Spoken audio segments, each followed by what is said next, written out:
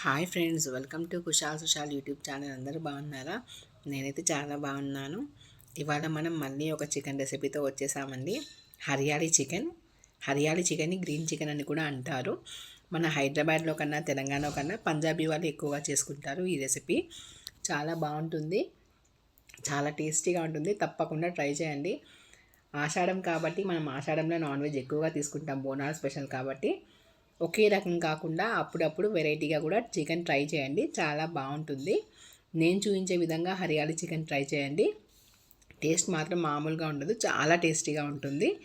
మీకు chicken recipe ready చేసిన తర్వాత టేస్ట్ ఎలా వచ్చిందో నాకు మళ్ళీ కమెంట్స్లో కమెంట్ చేయండి. మీకు నచ్చితే షేర్ చేయండి, లైక్ చేయండి, నా ఛానల్ సబ్స్క్రైబ్ చేయండి. ఫస్ట్ స్టవ్ వెలిగించుకొని కడాయి పెట్టుకుందాం. నేను 1/2 kg చికెన్ తీసుకున్నాను. దానికి సరిపోయే ఇంగ్రీడియంట్స్ అంతా చెప్తాను మీకు. ఫస్ట్ కడాయి కొంచెం వేడైన తర్వాత అందులో 3 టేబుల్ స్పూన్ ఆయిల్ వేసుకుందాము. ఆయిల్ కొంచెం హీట్ అయ్యాక సన్నగా కట్ చేసి పెట్టుకున్న 1 కప్ ఆనియన్ వేసుకుందాము. లో టు మీడియం ఫ్లేమ్లోనే ఆనియన్ బాగా వేపుకోవాలి. మంచి కలర్ వచ్చేంతవరకు ఆనియన్ వేపుకోవాలి.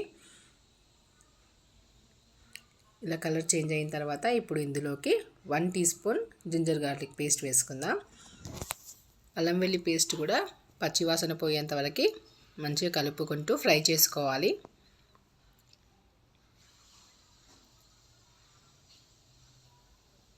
హరియాళీ చికెన్ తప్పకుండా ట్రై చేయండి, చాలా టేస్టీగా ఉంటుంది.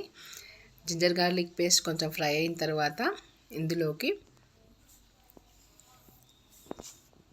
మనం ఇంగ్రీడియంట్స్ అన్నీ వేసుకుంటున్నాం కదా. ఇప్పుడైతే పసుపు తీసుకుంటున్నాను.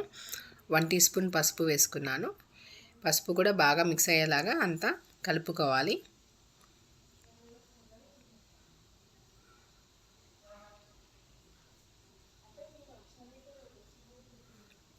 అడుగు పట్టకుండా నీట్గా కలుపుకోవాలి.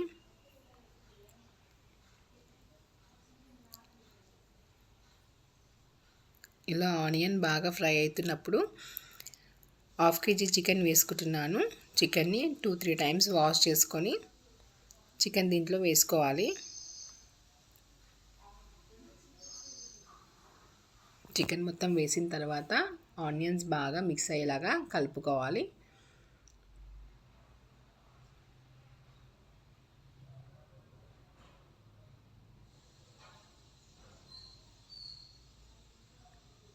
ఇలా బాగా అంతా కలుపుకొని మూత పెట్టుకొని ఒక 2 నిమిషాలు హై ఫ్లేమ్లో మగ్గనివ్వాలి. చికెన్ కొంచెం సాఫ్ట్ అయింది కదా. ఇప్పుడు ఇందులోకి మిగతా ఇంగ్రీడియంట్స్ వేసుకుందాం.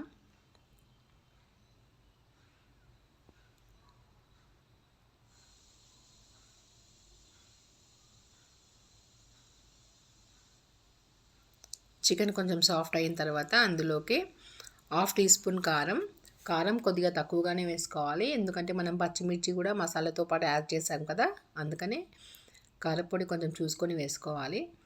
అలాగే టేస్ట్కి సరిపోయేంత సాల్ట్ ఒకవేళ తక్కువ అనిపిస్తే లాస్ట్లో కూడా అడ్జస్ట్ చేసుకోవచ్చు. మళ్ళీ ఒకసారి అంతా కలిసేలాగా మిక్స్ చేసుకోవాలి. హరియాళీ చికెన్ అంటే మనకి గ్రీన్ కలర్లో ఉంటుంది. మనం గ్రీన్ మసాలా పేస్ట్ ఇప్పుడు మనం రెడీ చేసుకుందాం.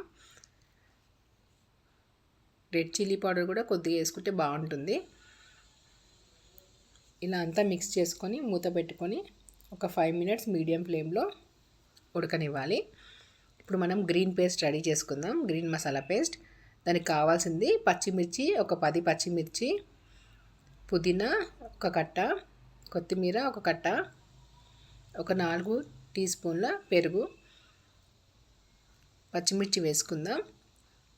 అలాగే తుంచి పెట్టుకున్న పుదీనా, కొత్తిమీర వేసుకుందాం.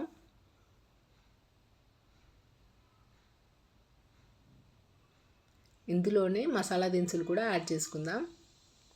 2 ఇలాచీలు, అలాగే 4-5 మిరియాలు, 2 లవంగాలు, ఒక చిన్న దాల్చిన చెక్క ముక్క, కొద్దిగా షాజీరా. ఇవన్నీ ఇంగ్రీడియంట్స్ దీంట్లో వేసుకుందాం. అలాగే 4 టీ స్పూన్ల పెరుగు వేసుకుందాం. మనం దీంట్లో ఇంకా వాటర్ ఏం యాడ్ చేయకూడదు. దీన్ని మొత్తం గ్రైండ్ చేసుకుంటే ఇలా పేస్ట్ రెడీ అయిపోతుంది. ఇదే గ్రీన్ మసాలా పేస్ట్ అండి. హరియాలి చికెన్కి మెయిన్ ఇంగ్రీడియంట్ అదే. ఇప్పుడు మళ్ళీ ఒకసారి చికెన్ అంతా కలుపుకుందాం. ఇలా బాగా సాఫ్ట్ అయిపోయింది కదా, చికెన్ బాగా మగ్గిపోయింది కదా. ఇప్పుడు ఇందులోకి మనం ఆ గ్రీన్ మసాలా పేస్ట్ని యాడ్ చేసుకుందాం.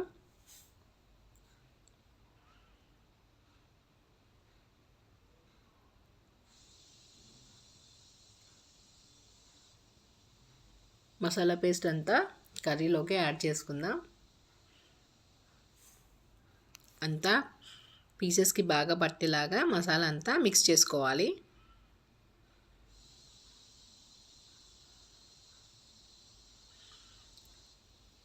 రెసిపీ కంప్లీట్గా అర్థం కావాలి అంటే ఎక్కడ స్కిప్ చేయకుండా కంప్లీట్గా చూడండి. అప్పుడు మీకు క్లియర్గా అర్థమవుతుంది. డెఫినెట్గా ట్రై చేయండి, చాలా బాగుంటుంది.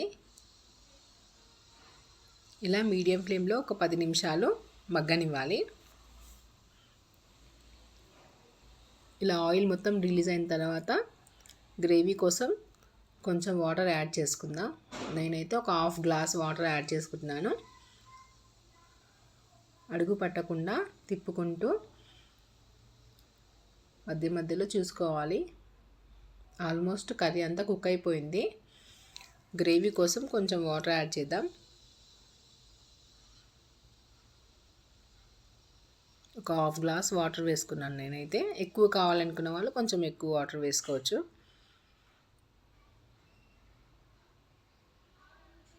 ఒక్క 5 మినిట్స్ మూత పెట్టి హై ఫ్లేమ్లో ఉడకనిద్దాం.